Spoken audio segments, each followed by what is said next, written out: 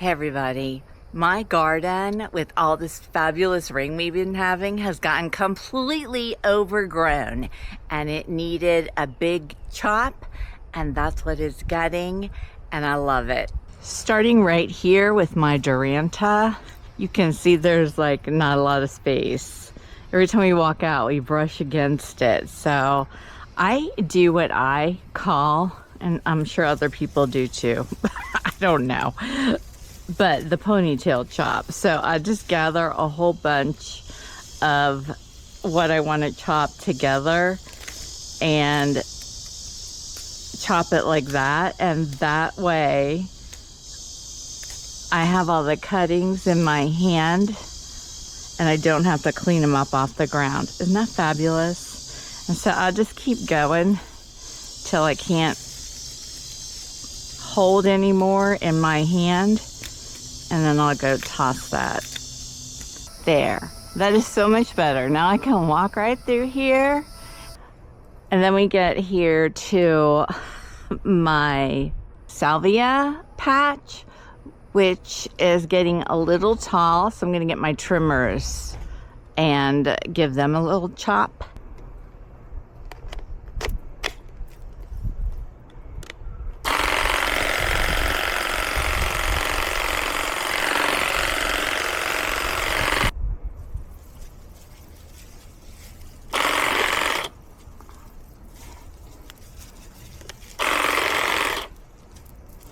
So for this area, I just let the trimmings fall and then they'll decompose down in the soil. This walkway is completely overgrown. And the reason why is all of these salvias are just leaning in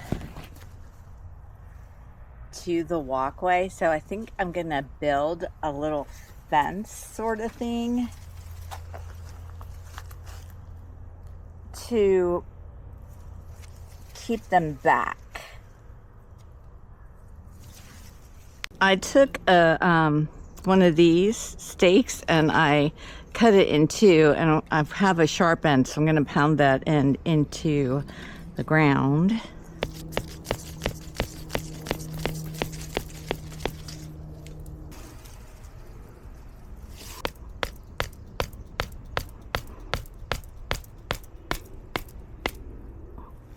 Then I've got some twine and I'm just going to string it from one post to the next, and then hello little golf Larry. Then that should pull everything back. Let's see how it goes. Here is a before,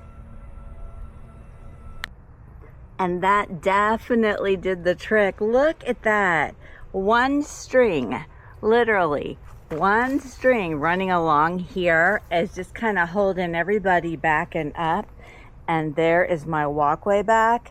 The reason I didn't just chop all of these back is they would just grow again and we'd have the same thing happening. But now with the string, it adds like a little guide to let them know they need to go up and not over.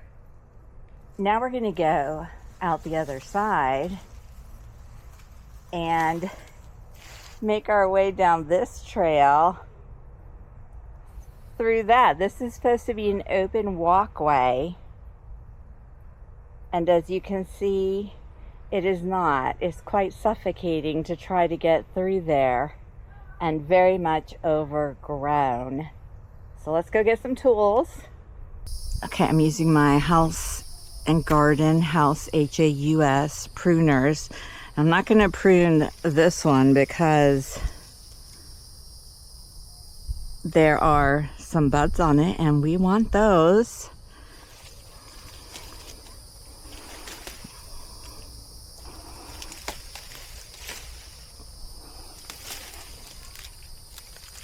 Just send that back that way. All right, now for the split leaf leaves.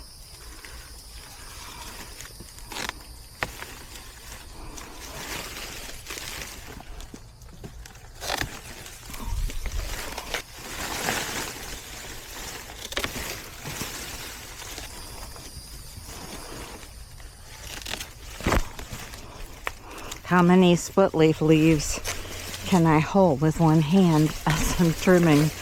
Not anymore. All right, let's go dump these ones in my compost pile.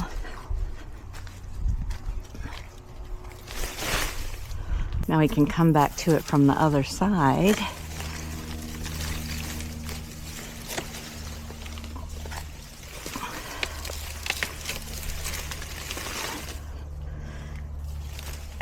Look at this long string of maypop. We'll just send it back that way. Go back there. Okay, and then here's some more. You go back that way.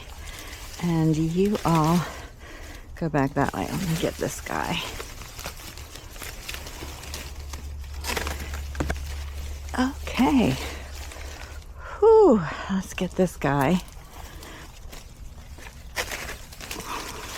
All right, and we're through. Look at all this maypop here too. Oh my goodness.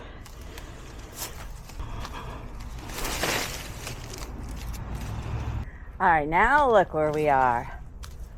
Look at us go. And we can walk all the way down. There's a weed, I'll come back to that. And still gotta clean up that maypop and some weeds. And then we get to the cart. Y'all look at the cart. The cart we've been leaving right here because it fills up with rainwater. And this is what we do. So right behind it is my wetland garden. And so we dump the rainwater. Our cart's got a lift handle. And it goes right into the wetland garden. Watch.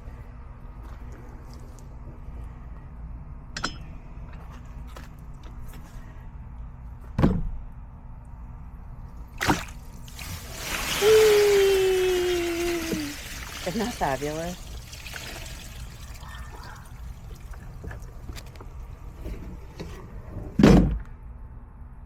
It makes the wetland garden very happy. So I gotta admit, I did some chopping before I started filming, and then I thought, oh, I should film that. So let me go show you what I previously chopped. My wetland garden was very much overgrown, and it was all green because nothing is blooming right now. So I didn't take anything out, but I chopped it all down. And what is in there that I mostly chopped was narrow leaf sunflower. And that gave me the capability or the opening to bring some potted flowers in. And so I have 3 potted arrangements, and the butterflies have already made their way to them.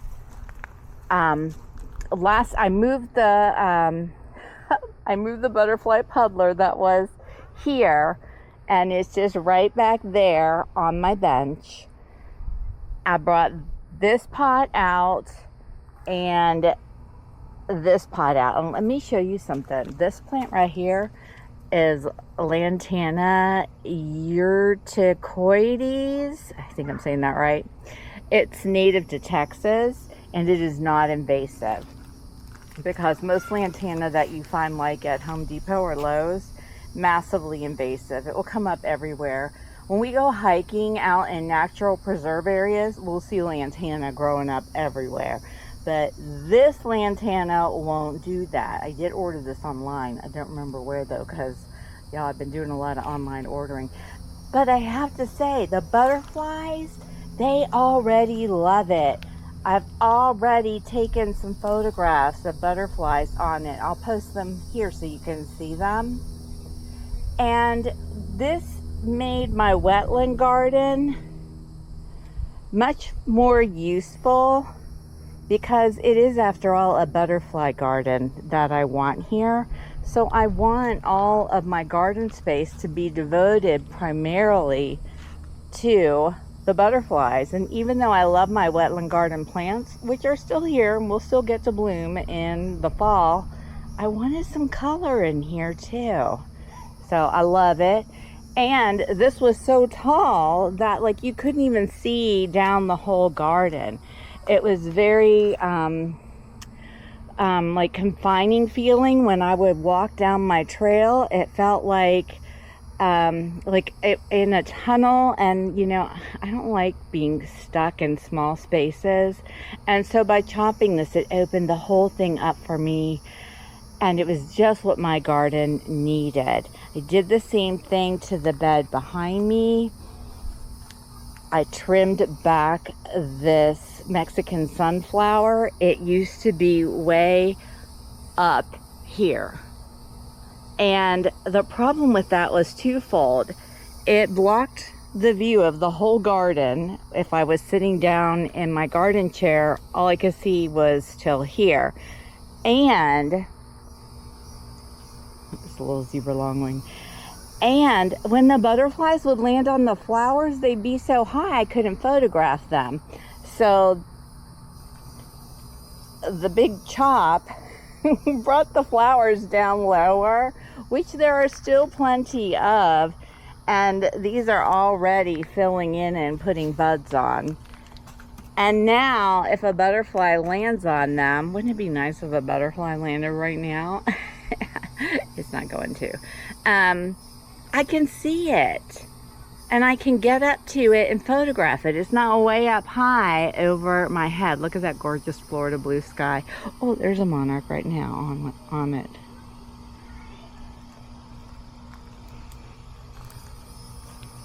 Oh, and look, there's an ugly bag in the background. That's pine bark nuggets. That's okay. Butterfly's beautiful. Oh. Okay. So this did not, my flower bed did not get chopped, but now let me show you. When we come all the way down here to the end,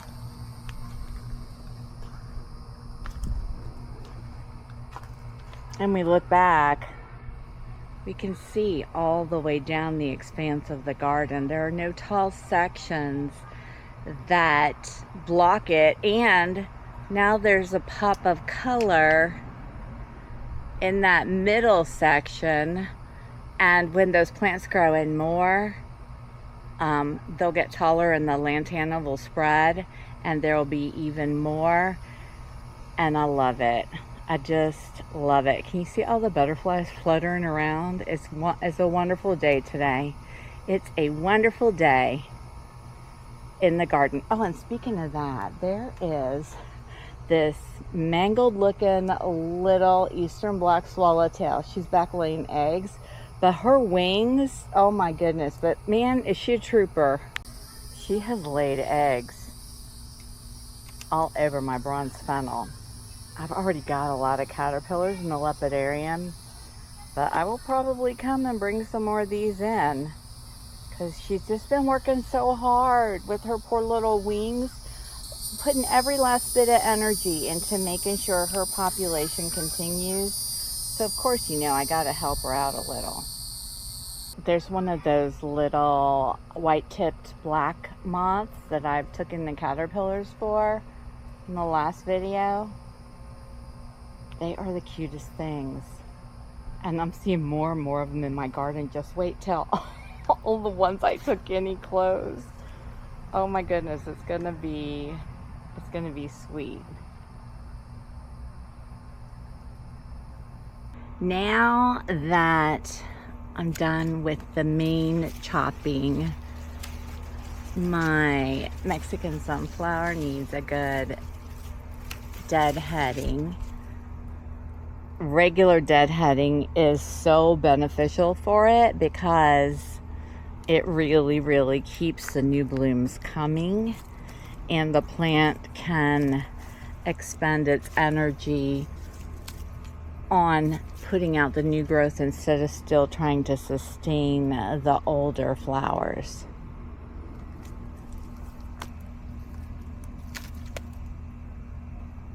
And then just a little quick update on the caterpillars. The polydamas that we were regularly checking on this woolly Dutchman's pipevine are gone.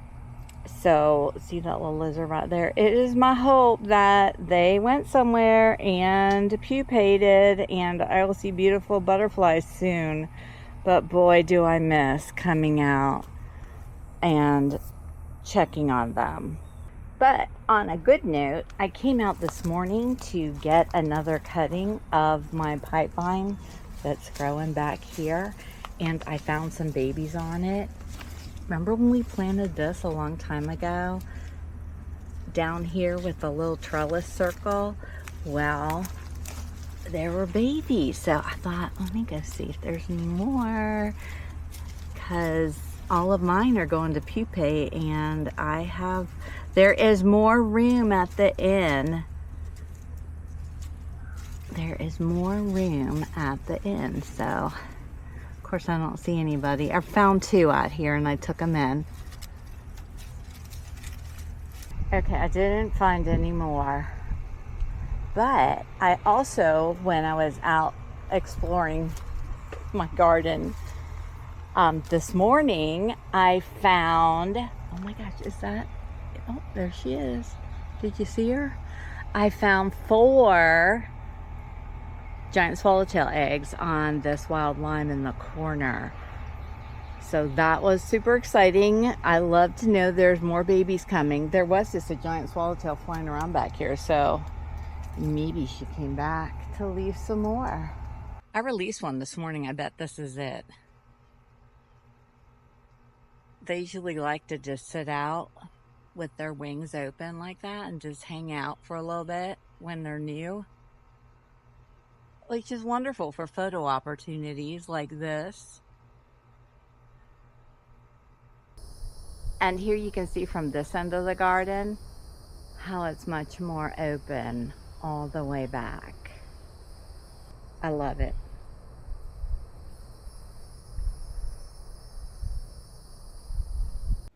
Thank you guys for watching. Remember to tap the like button and subscribe to my channel. I'll see you in the next one.